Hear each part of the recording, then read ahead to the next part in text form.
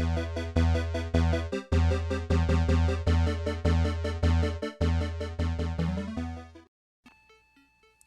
viewers and welcome back to I Do Not Upload Enough. No, actually I'm just kidding. Welcome back to Let's Play Dragon Warrior. As some of you may have seen from last time, I took the time to level grind up to level 5. And that allowed me to purchase a copper sword once I reached 180 gold, which gives us a whopping 22 attack power. Phenomenal. Anyways, one other thing that I've been doing is I've actually gotten pretty good encounters. I've gotten some encounters with Drakis and things like that that actually give me a little bit more gold and a little bit more experience. So it didn't take me too long. But I did my level grinding after I reached level 4 down here in the hills, in the far south that I told you not to go through, because we have the hurt spell now. And the Draki, or the Magi Draki here, actually, we just cast Hurt on it twice, but do watch out as it casts Hurt itself, which can do a maximum of 12 points of damage, which is huge. Now, one thing we're going to be doing today is we're going to be bouncing around so that way that you can see the new enemies that I've been fighting down here in the hills since level 4. This is a ghost. It casts Hurt, I want to say, probably about maybe like 16% of the time or so. It's not a huge number at all, but do watch out for it. It's a pretty vanilla enemy other than that. The Magician as well casts Hurt, and this is also why I actually have not purchased any better armor yet, because our physical defense really isn't going to help us out that much. As you can see, this here is a Scorpion, and we're going to cast Hurt on it in order to soften it up, because it's got quite a bit of HP, but it's only doing 3 damage to us, so it can do like 5 or 6 if it gets a good roll, but it's nothing to worry about. Just keep an eye on your HP when you're down here. But look at that, 6 and 13, that's a 2-to-1 ratio. It's phenomenal for level grinding early in the game. But I'm going to go back to Tactical, and I'll be right back.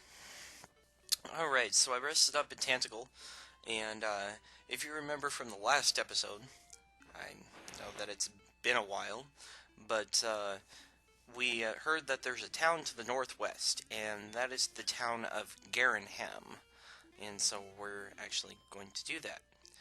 And also, one of the mechanics of the game is now that we have 22 attack power, certain enemies will start running away from us since we have a sufficiently higher amount of attack power versus their attack power. And the game actually gives them a distinctive point to do that.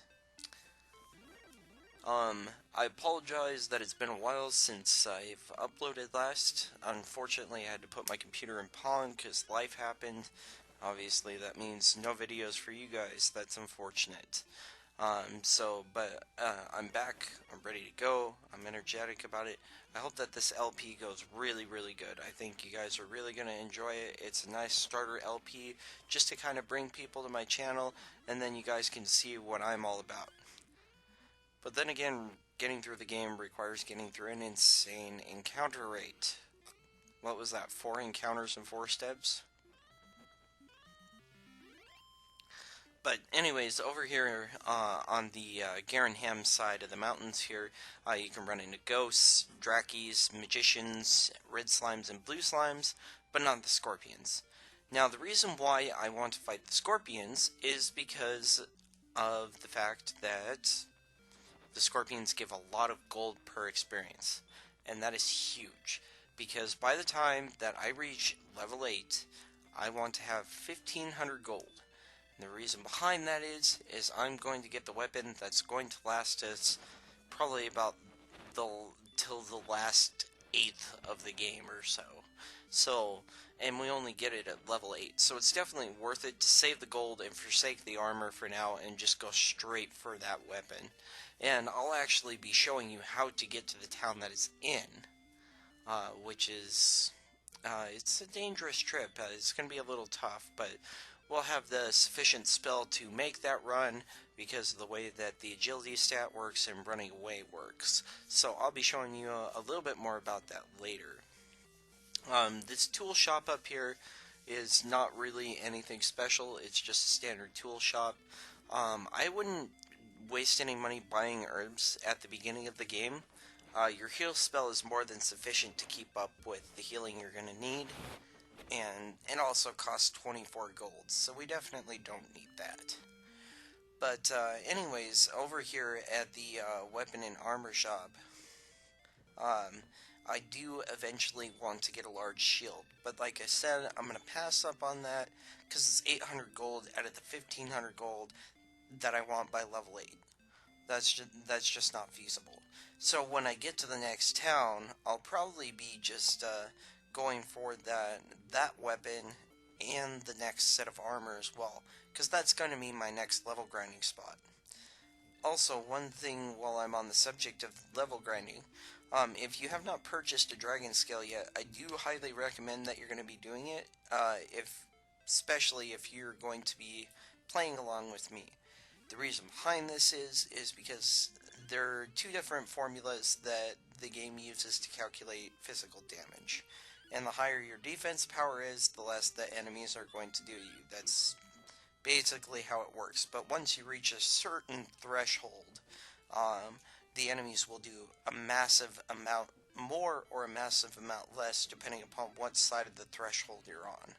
So I will be explaining a little bit more in detail how that works later.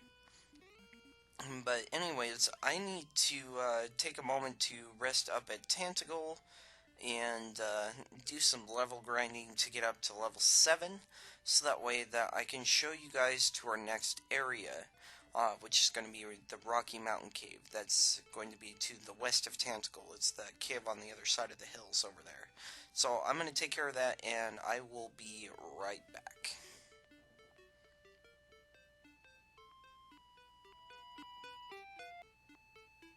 Alright, I lied. I'm not level 7. But we should be getting it here in the next couple of encounters. Draki is not going to do it. Just so you know, level 7 is at 450 experience. And this does take quite a while to do. And, I'm going to show you the way of the Rocky Mountain Cave, because it is feasible for you guys to go through it at level 7, since the spell that you get is going to be the sleep spell, which will allow you to survive down there. However, I'm going to be level grinding up to level 8 so I can get that better weapon, so I can spend some time down there and actually show you what I'm doing. Alright. So yeah, we're going to head back up to Tantagle here. We're going to get rested up. Yeah, not a whole lot going on. Maybe a little bit about how I started playing this game. I grew up at the end of the NES life cycle, the start of the Super Nintendo cycle.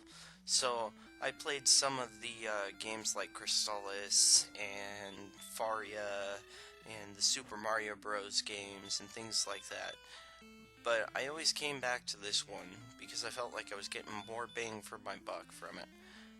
The reason behind that is because this game is at least 5 or 6 hours, if you know what you're doing.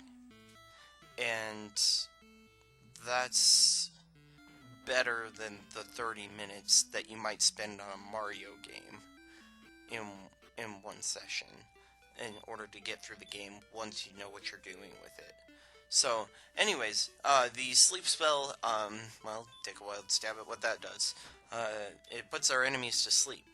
Now, I'm going to go over this a little bit in detail later, but if you put an enemy to sleep, you can instantly run away from them, so that's going to be huge for us.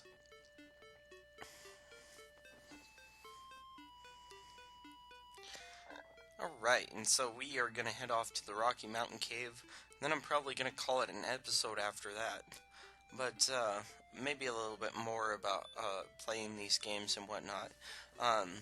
My dad, played The Legend of Zelda 2, and I hated it when I was a kid, but I absolutely love it now. I think that it's one of the greatest games in the series.